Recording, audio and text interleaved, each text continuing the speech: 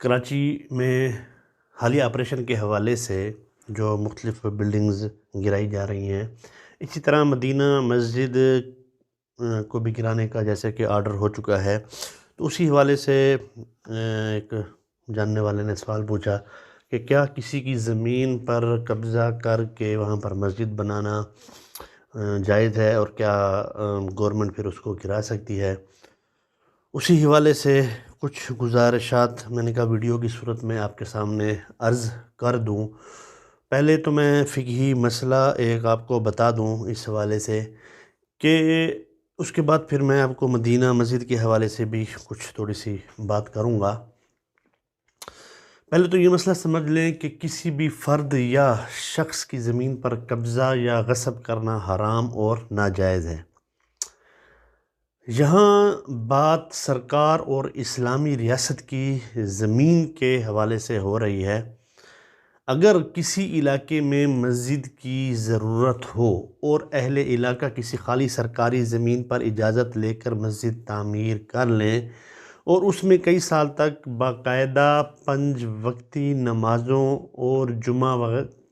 کی ادائیگی کا بھی اہتمام ہوتا رہے، اور اتنے سالوں تک حکومت کی طرف سے ان مساجد کے قیام اور تعمیر پر کوئی اعتراض بھی نہ کیا گیا ہو، تو ایسی تمام مساجد مسجد شرعی کا حکم رکھتی ہیں، اور وہ مقامات تا قیامت مسجد کے حکم میں ہی رہیں گے۔ ان کو گرانا یا ان کی جگہوں پر مسجد کے علاوہ کوئی اور عمارت تعمیر کرنا شرعاً جائز نہیں ہے۔ علماء کرام نے تو یہاں تک بھی لکھا ہے کہ یہ تو سرکاری زمین اور اسلامی ریاست کی زمین کے حوالے سے بات ہے، کہ اگر کسی فرد یا شخص کی زمین پر کسی نے غصب کر لی اور وہاں پر قبضہ کر لیا اور وہاں پر مسجد تعمیر کر لی،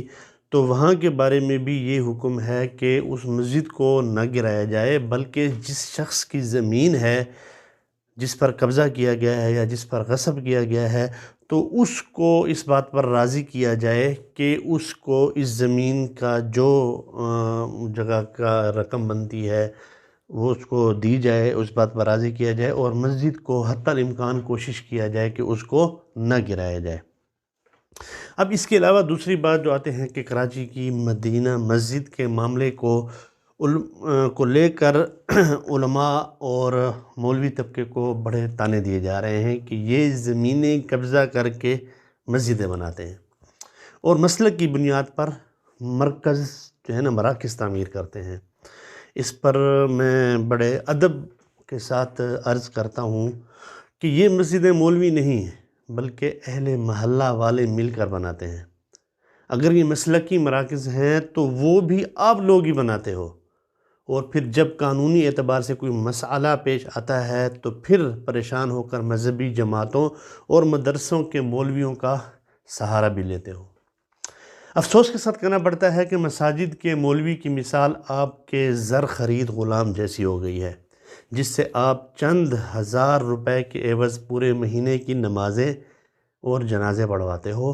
اور اسی میں وہ آپ کو وضو، نماز، نکاح، طلاق، وراثت، مختلف قسم کے مسائل بھی بتاتا ہے، اور پھر جب آپ چاہتے ہیں کہ اس پر الزام تراشی کر کے اس کو فارغ بھی کر دیتے ہیں، تو دوسری طرف آپ اگر دیکھیں کہ ڈاکٹر، انجینئر، وکیل بغیر فیس کے آپ سے بات کرنا بھی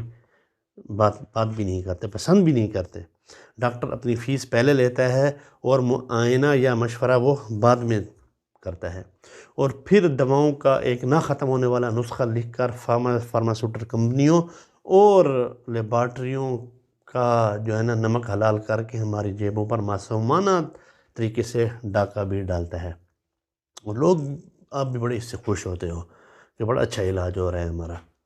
مریض مر رہا ہو لیکن جب تک کاؤنٹر پر پیسے ایڈوانس میں نہیں بھر دیے جاتے تب تک مریض کا علاج شروع نہیں ہوتا۔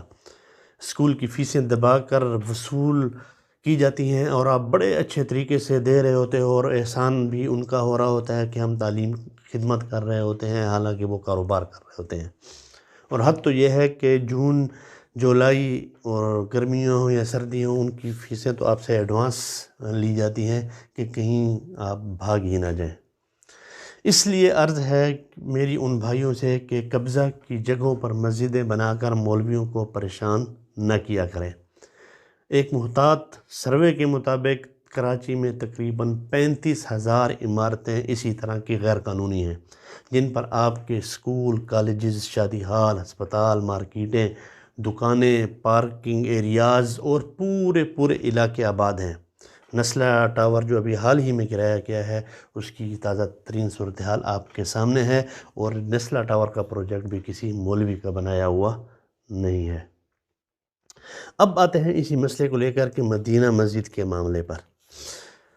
تو مدینہ مسجد کے حوالے سے یہ بتاتا چلوں کہ مدینہ مسجد مکمل طور پر ایک قانونی مسجد ہے۔ 35-40 سال قبل جب یہ تعمیر ہوئی تھی تو اس وقت کے متعلقہ اداروں سے اجازت لے کر تمام قانونی تقاضے پورے کر کے تعمیر کی گئی تھی۔ مدینہ مسجد طارق روڈ، کراچی 1980 میں بنائی گئی۔ یہ زمین کسی بھی سرکار کی نہیں بلکہ اصلاً PECHS یعنی کہ ایک کوآپریٹو ہاؤسنگ سوسائٹی کی ملکیت تھی، اور اب بھی ہے، اور یہ جگہ سوسائٹی نے اولاً پارک کے لیے مختص کی تھی۔ پھر اس پارک پر بھی صرف اور صرف اسی سوسائٹی کے رہائشیوں کا حق تھا۔ اب اس پارک کی زمین پر مسجد کی تعمیر کے لیے 1994 میں PECHS سے باقاعدہ تعمیر جدید کی NOC بھی حاصل کی گئی۔ اس NOC کے بعد حکومت سندھ کے محکمہ کراچی بلڈنگ کنٹرول اتھارٹی یعنی KBCA، جو کہ اب SBCA یعنی سندھ بلڈنگ کنٹرول اتھارٹی ہے، سے اس مسجد کی تعمیر کا باقاعدہ نقشہ بھی پاس کروایا گیا۔ اس کے بعد مدینہ مسجد ٹرسٹ کا 1997 میں بنوری ٹاؤن ٹرسٹ سے باقاعدہ الحاق کیا گیا۔ مدینہ مسجد ٹرسٹ باقاعدہ 1991 میں حکومت سندھ سے رجسٹر بھی کروایا گیا، جس کی ہر سال تجدید بھی کروائی جاتی رہی ہے۔ اس کوآپریٹو ہاؤسنگ سوسائٹی کے مالکان یا باشندے یہاں مسجد کے لیے پارک کے حق سے از خود دستبردار ہوئے ہیں۔ ان کی یہ خواہش تھی کہ بھئی ہمیں پارک کی اتنی ضرورت نہیں ہے کہ جتنی ہمیں مسجد کی ضرورت ہے، اور یہ مسجد کراچی والے جانتے ہیں کہ طارق روڈ پر دور دور تک اس مدینہ مسجد کے علاوہ کوئی جامع مسجد نہیں ہے، تقریباً 10 سے 15 کلومیٹر کے احاطے کے اندر۔ اگر اس کو بھی خدا نخواستہ منہدم کیا جاتا ہے تو یہ 10-15 کلومیٹر کے اندر کے لوگ عبادت کے لیے پھر کہاں جائیں گے؟ لہٰذا عدالتوں کا حکم سر آنکھوں پر، مگر چیف جسٹس صاحب بھی انسان ہیں، ہو سکتا ہے انہیں مس گائیڈ کیا گیا ہو یا انہیں کوئی غلط انفارمیشن دی گئی ہو۔ اس کیس کا فیصلہ بھی 20 سے 21 سطروں کے مختصر ترین اس میں سطروں پر مشتمل ہے، جو کہ ایک ممبر کے بیان پر سنایا گیا، جو کہ کوئی بڑا عہدہ بھی نہیں ہے، اور نہ زیادہ اس بارے میں تفتیش کی گئی، جس کی بنیاد پر افراتفری کا پھر جو ماحول بھی بن گیا۔ اس لیے عدالتی حکم کوئی قرآن کا حکم نہیں ہے کہ جس کو بدلا نہ جا سکے۔ اس کے لیے میرا مشورہ، میری التماس معزز جج صاحب سے ہے کہ اس معاملے پر علماء کو اگر بٹھا لیں یا پھر اسلامی نظریاتی کونسل کے پاس معاملے کو بھیج دیا جائے یا وفاقی شرعی عدالت کے پاس اس کا فیصلہ رکھ دیں تو معاملہ کی سنگینی کو سنبھالا جا سکتا ہے، کیونکہ ملک میں انتشار پھیلانے سے مکمل طور پر گریز کرنے کی ضرورت ہے۔ یہ مہنگا سودا بھی ہوگا، اور پھر مذہبی انتشار سے تو کوسوں دور ہی رہنا چاہیے، کیونکہ ہمارا ملک پہلے ہی کافی بدنام ہو چکا ہے اس حوالے سے، تو اس چیز کا مزید بھی متحمل نہیں ہو سکتا۔ سرکاری زمینوں پر تعمیر شدہ مساجد کو گرانے جیسے فیصلوں کی حمایت بھی کسی صورت نہیں کی جا سکتی۔ اس لیے سرکار کو، عدالت عظمیٰ کو اور جج صاحبان کو اس معاملے کو اثر نو دیکھنے کی ضرورت ہے، اور دیکھا جانا بھی چاہیے، کیونکہ پاکستان اسلام کے نام پر بنا ہے۔ یہاں لوگوں کو نماز کے لیے مساجد تعمیر کر کے دینا حکومت کی اولین ذمہ داری ہے۔ اگر حکومت نے وہ ذمہ داری پوری نہیں کی اور عوام نے اپنے خون پسینے کی کمائی سے سرکاری زمین پر پارک کی جگہ مسجد تعمیر کر دی تو یہ جرم نہیں کیا، بلکہ عوام کا حکومت پر احسان ہے کہ جو کام حکومت نے کرنا تھا وہ نہیں کیا، بلکہ عوام نے کر دیا۔ حکومت عوام کو ایسی زمینوں پر مساجد تعمیر کرنے سے روک ضرور سکتی ہے، لیکن تعمیر ہو جانے کے بعد اور تمام قانونی تقاضے پورے کرنے کے 40 سال بعد اسے پھر گرانا بھی کسی صورت مناسب نہیں ہے۔ حکومت کو چاہیے کہ ایسی مساجد کو بھی ریگولرائز کرنے کے قانونی طریقے میں آسانی پیدا کرے، نہ کہ مسلمانان پاکستان کے ایسے معاملہ کے ذریعے دل دکھائے۔ آپ مساجد بنا کر نہ دیں، نہ ہی اس کے لیے جگہ دیں اور فنڈ دیں، اور پھر جب عوام اپنی محنت اور چندوں سے مسجد تعمیر کر دیں تو سالوں کی محنت سے بنائی گئی مسجد کو یوں بیک جنبش قلم ایک ہفتے میں گرا دینے کا آرڈر جاری کر دیا جائے، یہ بھی کہیں کا انصاف نظر نہیں آتا۔ رفاہی پلاٹ تھا، وہاں کے لوگوں کو پارک سے زیادہ مسجد چاہیے تھی، انہوں نے بنا ڈالی، اس پر اتنا سیخ پا ہونا بھی سمجھ سے بالاتر ہے۔ آخر میں پھر حکومت وقت اور معزز جج صاحبان اور عدالتوں سے گزارش یہی ہے کہ اس پر سوچ بچار کریں، علماء کرام کو اعتماد میں لیں، اور کیس کو اسلامی نظریاتی کونسل یا وفاقی شرعی عدالت کے حوالے کر دیا جائے تو